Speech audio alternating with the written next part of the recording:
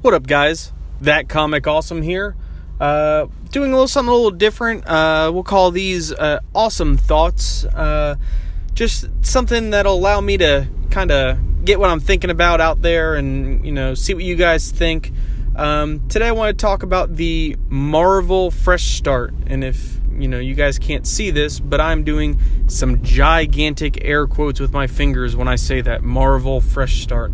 Because Legacy was not the fresh start that Marvel wanted it to be.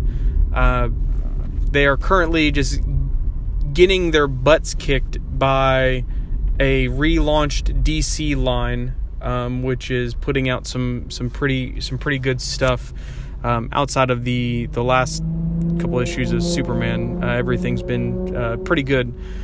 But my point is, they've already said they're going to start again with a bunch of number ones, and their logic behind it is number ones sell, and unfortunately, they're not wrong. But what number ones also do is it alienates loyal readers. For all the people who have been reading a comic for a number of years and say have, a large chunk of volumes or issues where you have maybe 100 issues, and then all of a sudden it gets booted back to number one. But now it gets booted back to number one, but all it is a continuation of the story that you were reading. Marvel did this with at the end of Secret Wars, where they promised, hey, this is going to be a new great jumping on point. And honestly, that's where I decided to, pick up comics again, was after that, because again, it was promised as a great jumping on point. And it was a total lie.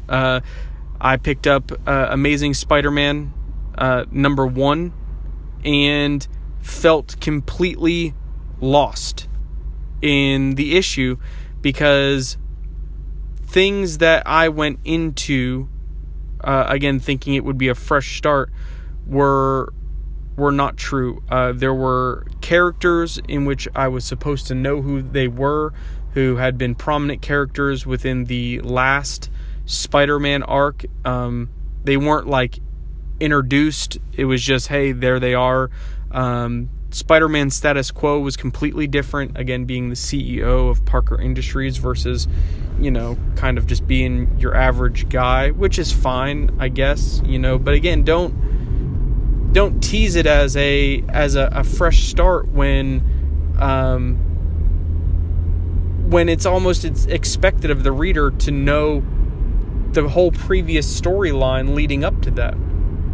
So I'm interested to see if Marvel will get it right this time with their now fresh start and say, look, we're going to do kind of a cut and dry, and, what's been going on isn't going to be taken out of continuity, but we won't rely so heavily on those storylines.